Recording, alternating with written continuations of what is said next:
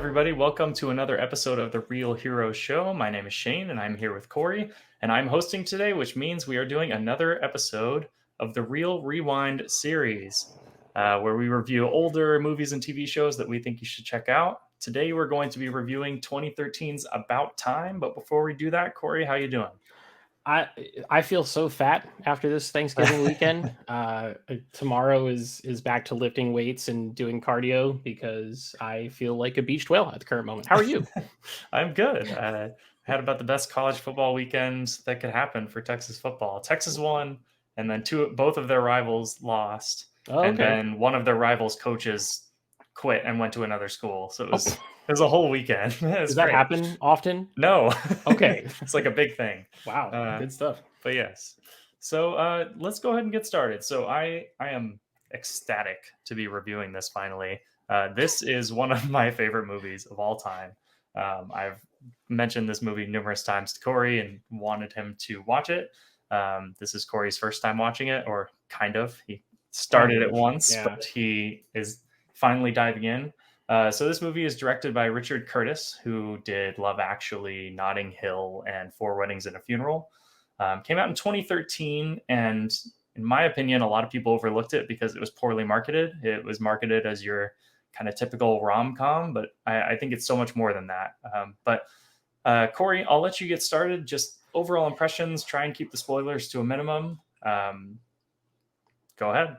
Yeah. So, as you kind of mentioned, I tried to watch this around, I think it was around this time last year because you're very incessant. You poke the bear a lot and you don't stop. I love this movie. You'd be a great salesperson because you don't stop until you get what you want. I tried to watch it a year ago. I don't know if I was in just like a bad mood or a pandemic haze or whatever, but I kind of watched, kind of didn't watch. I thought I'd fallen asleep during it, but when I rewatched it this week, there were plot points that I very clearly remembered, so that obviously was not the case. But going into it with a clear head, it is a very interesting movie, and the reason why is because, and I'm going to use some spooky language here, it subverts your expectations of what it's supposed to be. I know that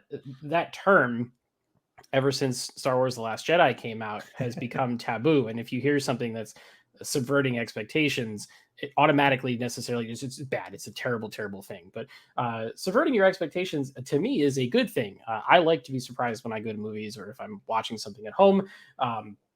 This movie presents itself very much as a rom-com through its not so great marketing, the not so great poster for it, the pedigree that Richard Curtis has coming into this movie, and a lot of the stuff that the Ted Lasso showrunners are big fans of. But going into it, it was much better this second time around. I did enjoy it. There are certain things that I will say once we get into spoilers, but it's a sweet movie, but a not sweet movie at the same time. Yeah, it's a happy movie and a sad movie. I think the whole idea is that it tries to take you on a roller coaster of emotions, and if that is the goal, then mission accomplished, because it certainly does that. Yes. Sort of what I love about this movie is that it's a romantic comedy about time travel that is not a romantic comedy and not ultimately about time travel. It is totally different than what its premise is. And the premise is kind of like, when you ever gone through your life and like, if I could go back in time, how would I change my life going backwards? And it kind of plays off that question and answers it in a very profound way towards the end. Every time I watch it, I tend to look at my life a little bit differently, which I feel like does not happen in movies that much. It's almost like It's a Wonderful Life a little bit in terms of its sentiment. I can see that. It is a little bit manipulative, but it works. A lot of like, manipulative. I feel like it's very much trying to prey on your emotions, but because it works, I don't care. Like, I can see what it's trying to do, but it like is delivered so effectively that I love this movie. I've seen it probably 30 times. I try and show as many people as possible this movie because pretty much all of them enjoy it. and have never seen it. Like, it's not a movie people talk about that much, but when they do talk about it, there are like pretty hardcore fans of it.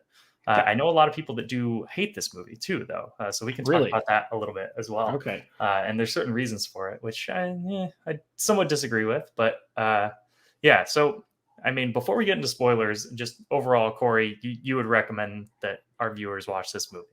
Yeah, I mean, so I'm of the mind that unless you know that a movie is going to be just like a steaming pile of dog shit before you Yeah, go into it, uh, it- you are your own best critic. You should never listen to what anybody else says, whether they're your best friend or your worst enemy. If there's a movie that is intriguing to you, you should watch it. Formulate your own opinions after you see it. And as far as this movie goes, I think it's a honestly, like, if you're not a rom-com person, like, that's not my genre right. of movie. If you can't tell from all the comic book and Star Wars reviews that we do on this channel, this one is actually kind of a good jumping off point if you're trying to introduce someone to that genre, because it incorporates sci-fi elements and time travel and, slightly headier ideas than, God, I don't know many rom-coms off the top of my head, but they don't do that kind of stuff, Right. So, Yeah. I yeah, mean, and I think this is why so many people have not watched this movie, is because so many people tell themselves, I don't like rom coms, don't like the genre. Like, I don't really love them either. I've seen quite a few of them. But like, this movie is so much more than your typical rom com genre. And like, even through the first 30 minutes, you think it's going to be, and then it takes such a hard turn away from that genre. And I think yeah. it's pretty impressive. Yeah, it even like hits a lot of the cliches with like bad music in the beginning of the movie that you're just like, this is gonna, I'm not sure if Mr. I want to watch Brightside this. right in the Yeah, beginning.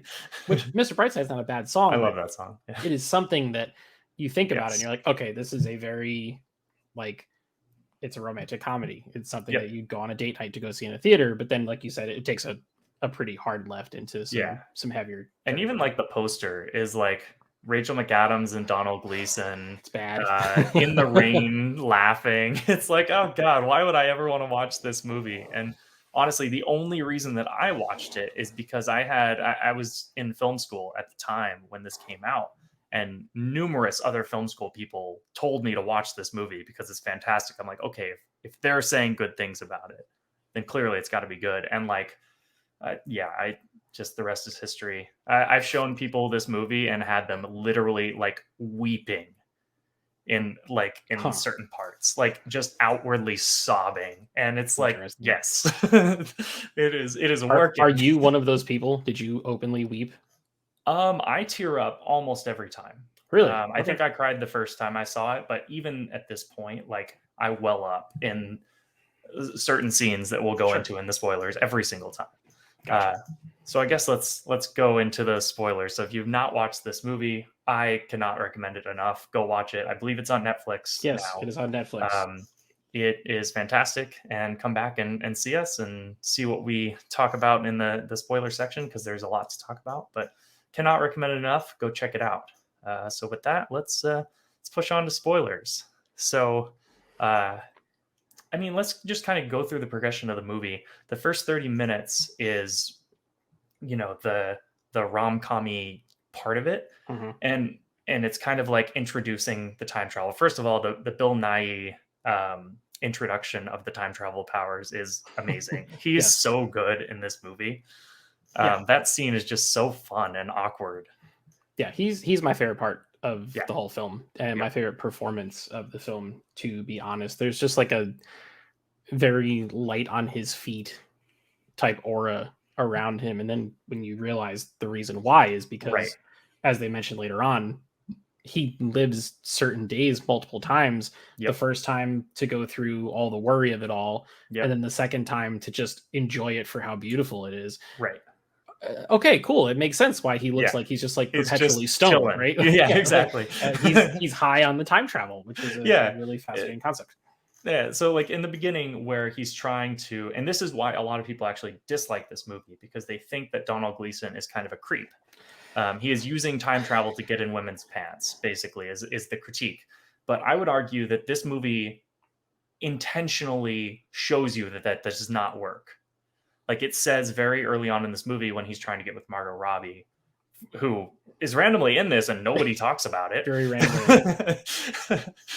He is trying to get with Margot Robbie, and it shows you very early on that time travel can not make somebody love you.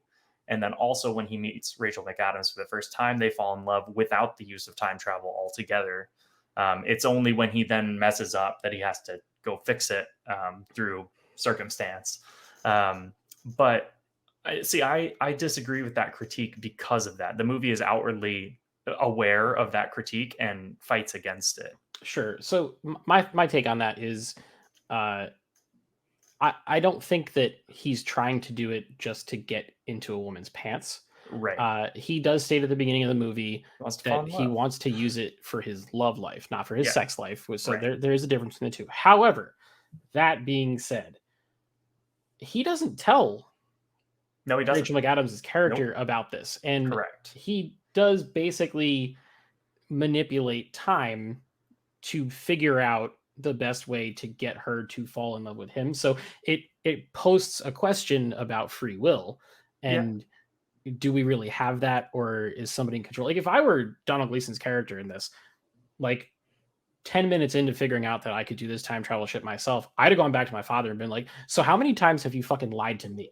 Right? Which like, because that all of a sudden that should open up like Pandora's box of and all that's this weird shit. that's why he didn't tell her, right? Is because it 'Cause it would end ultimately would things. destroy everything, and not necessarily just the it would kind of destroy just him as how he lives his life, right? It's tough. I mean, he does tell Kit Kat later in the movie. Yeah, which is a very funny scene. Yes. when she goes back and punches the dude in the face a million times over. Oh It's my good. fucking ass in a box, or whatever she says. Yep. She's great, by the way.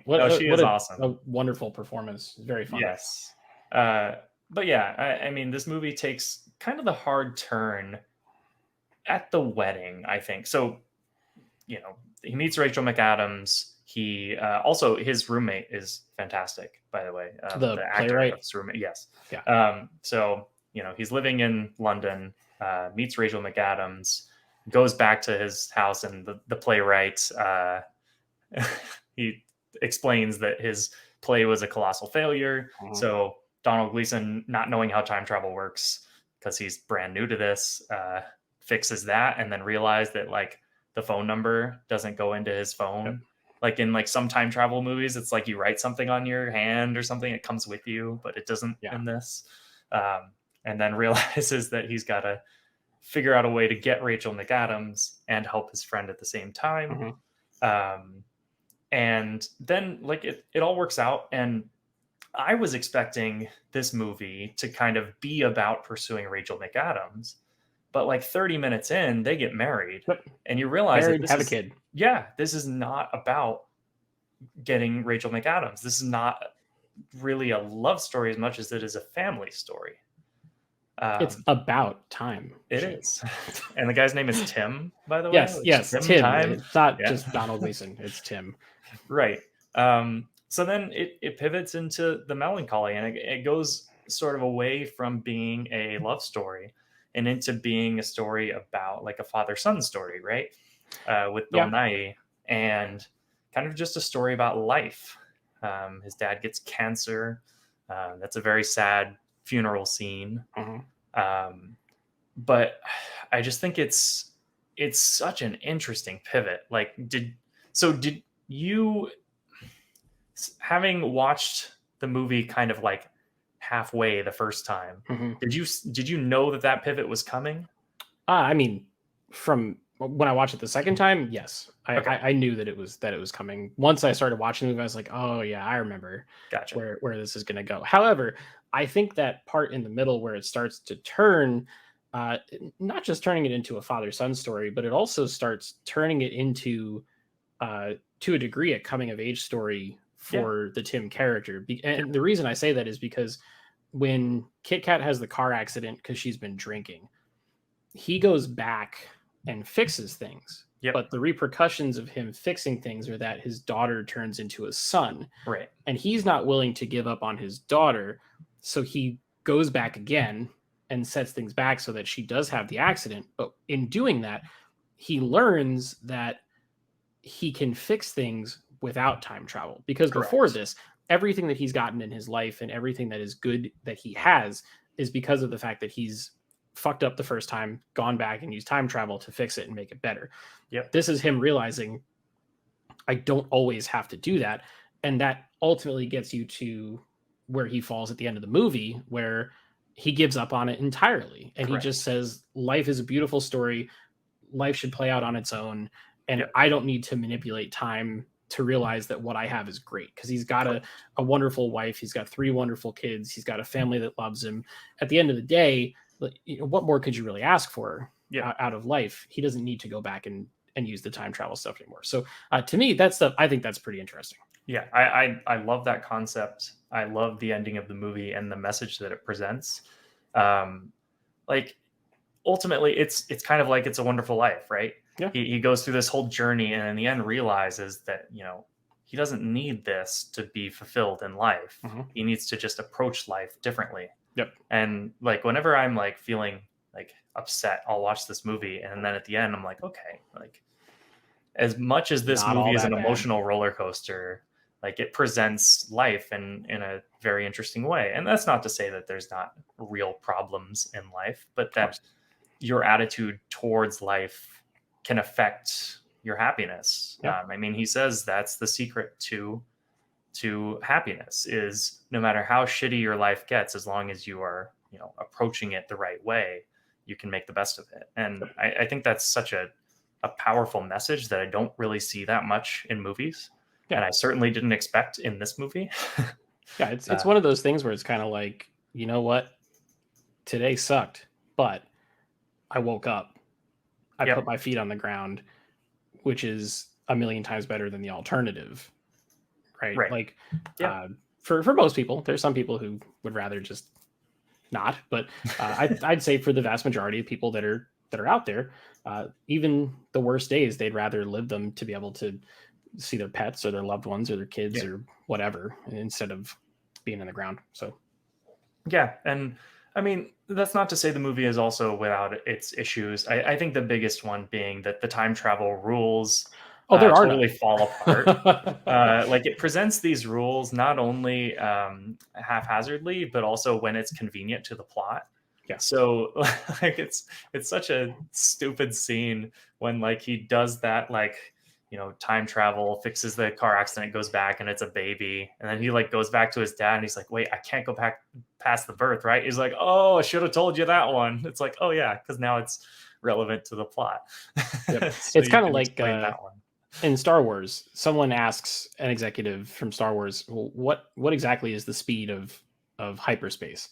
And the answer is whatever the plot needs it to be. Yeah, Right. exactly. Like that's in a movie like this, you really can't bog yourself down with trying to Correct. decipher the time travel rules and Yep. then be a stickler for them, or Yep. else you're not seeing the movie for what it is. It's kind of Right. just like a go with it type Yeah. thing. Because And like you that's said, it's not a time travel movie. Time yes. travel is a vehicle for the plot, but Yes. it's not the vehicle for the plot, if that makes Yes. sense. I was literally about to say the exact same thing. That as much as this movie is presented as a time travel movie, it is actually a movie about life that uses time travel to tell that story. Mhm. Uh, Yep. so it Richard Curtis really doesn't give a shit about time travel rules, and it's very clear because the most powerful scene in the movie is, of course, his goodbye to his dad, which Mhm. I bawl probably 50% of the time still when this scene comes on. It is just so fantastically executed. You've got the shot where you're going up the stairs and they're doing ping pong, Yep. and he's like, "I finally won," and then you realize why he lets him win, Uh-huh. and it's because that's the last time he's ever going to play ping pong with his dad again. Yep. And oh man, it's just so heartbreaking when Bill Nye like puts his hand on him and he says, "My son," and he says, "My dad," Yep. and then like the freaking piano goes. I'm like, oh Jesus Christ! Like They got I'm me even like again. tearing up now talking about it. It's just so good. Yeah, Um, it is but good. it totally like is against the rules. Oh, it's against the Like, rules it doesn't 100%. it doesn't However, work it paints this logically, but picture it's between a yeah, father and a son, yeah, right? Which ultimately is more important than sticking with the rules of time travel. There are correct, plenty of sci-fi movies and action films out there that utilize time travel that are very serious and also don't adhere to the rules that they set right, about right. time travel. So if we're going to hold one to a certain standard, you know, Yeah, it doesn't really ultimately, like matter. you're never gonna find the perfect time travel movie because like time travel doesn't exist. Like we don't know Right. what rules would happen. Yep. Um, but yeah, I just yeah, that scene is incredibly powerful, and then it's like it goes from that to like the last part of the movie, and you're still like crying from that scene, and oh man, So one question I have for you, and this is more about the work they did in the editing room. Do you feel like the stuff at their house is all overexposed by a few stops compared to the rest of the movie? I haven't actually noticed that. Okay, so the next time you go back and Okay, watch it, because you're going to watch this movie again and again, yeah, like you say, I feel like all the stuff that happens in like the proper city in London looks like what you normally see in a regular movie. yeah. And then almost everything that's up at their estate is much brighter Oh, and okay, yeah, smoother. yeah, And I almost feel like they're trying to portray like a dreamlike yeah, state because that's kind of the hub, right? yeah, For where yep, the family that time travels gets together and hangs out or right. whatever. It's just an interesting visual cue. It's almost like Yep. the Matrix being green and the real world being blue, Right. Right. Yeah. which is pretty cool. I think it's so. This is where I think Richard Curtis he does a good job directing his own scripts. Have you seen Yesterday, the Beatles movie? No, So he wrote that, the okay, one about like where what if the Beatles never existed, and he writes all the Beatles songs and gets famous off them. okay, Came out like a year or two ago. So he wrote that movie, but Danny Boyle directed it. really, And so it's a very weird clash between hmm. this script that is like super kooky and weird, and then Yeah, Danny Boyle's directing style, which is a little bit more aggressive, I guess. sure, yeah, It's a very weird mix. And I found constantly, I was like, the director is directing the wrong movie. Like, it's a script that is not meant for Danny Boyle. huh. So yeah, if you watch that movie, it's very interesting because the script is very much like an About Time script, but the direction is not. It's very Huh. weird. But But anyways, About Time is written and directed and directed, by correct, Curtis, right? as Okay, is Love Actually, and right, okay, etc.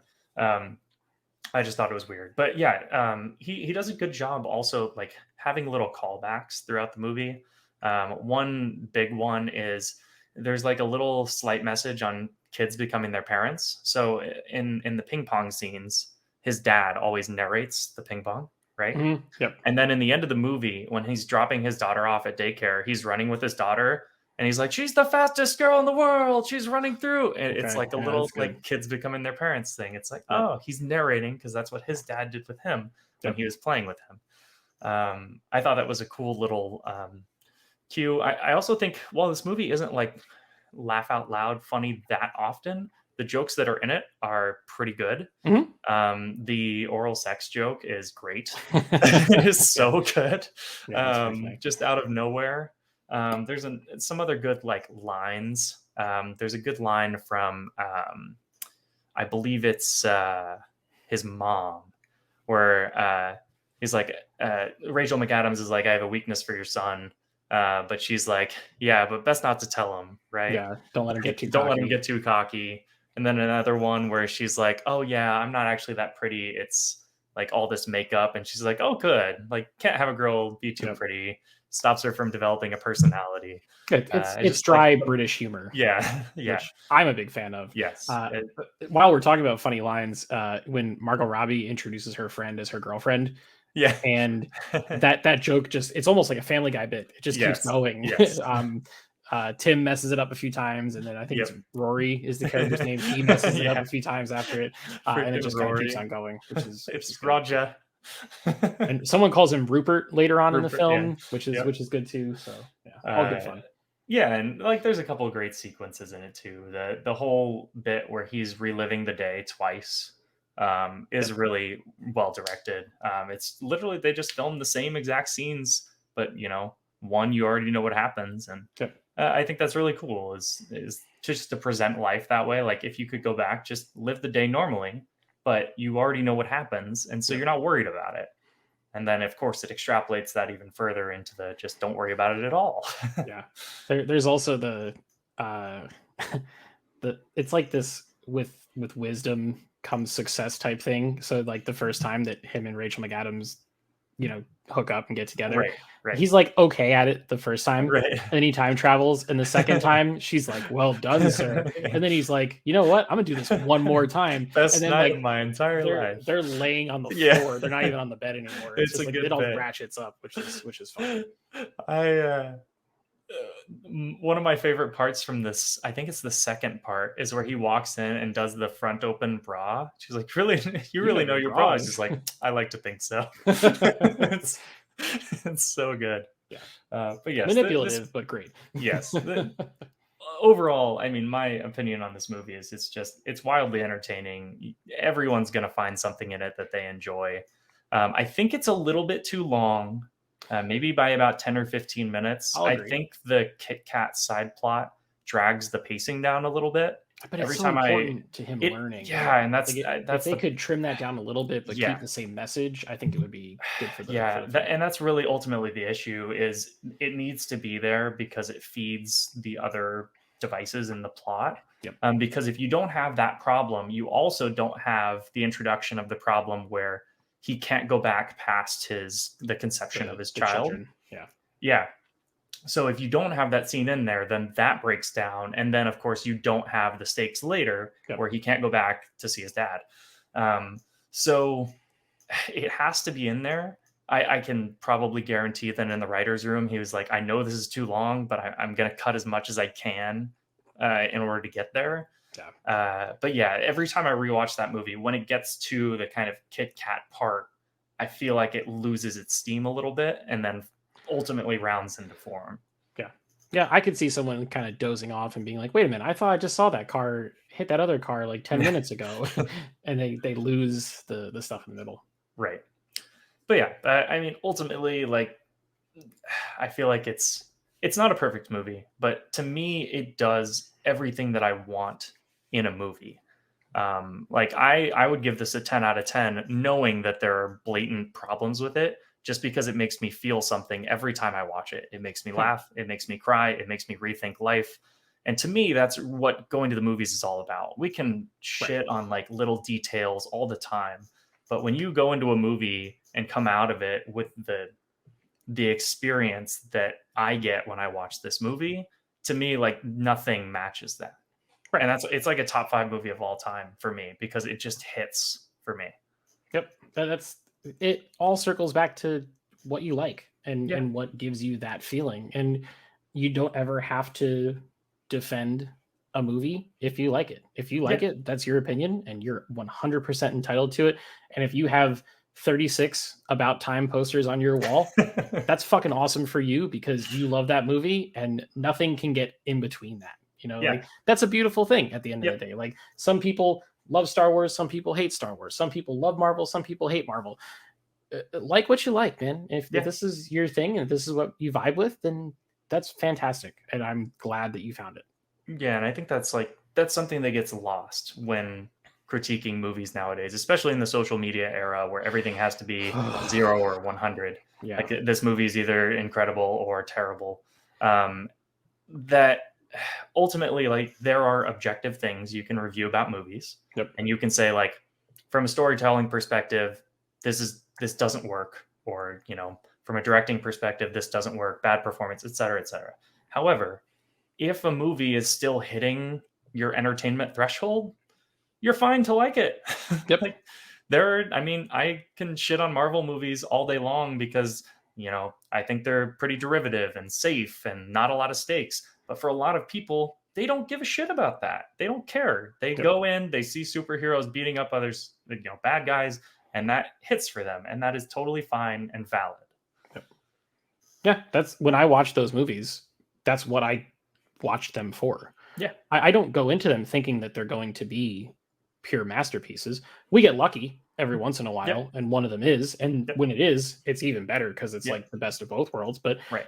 I don't go into people are going to hate me for this, but I'm not going into Spider-Man No Way Home thinking it's going to be the greatest film ever made. There are people online that are thinking that, and that's cool. Like, I'm glad that they are, and I'm glad they're so excited for it. But for me, it's going to be a fun movie where Tobey Maguire, Andrew Garfield, and Tom Holland punch some bad guys You better together. And freaking hope, man.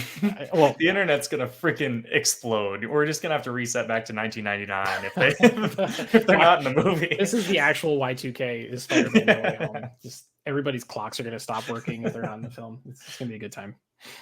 But yeah, I think that's a good dropping off point. Thanks everybody for watching. If you haven't already, hit that like, hit that subscribe button. Yes. Hopefully you enjoy this movie as much as I do. I know it's kind of like a cult classic at this point where people either like wildly love this movie or have never seen it in their life. So hopefully you check it out if you haven't already. And if you have seen it already, let us know what you think of this review. If there's any things that you really enjoy about it, put them in the comments section. We'll make sure to respond to all of them. But until that, we'll see you guys in the next video.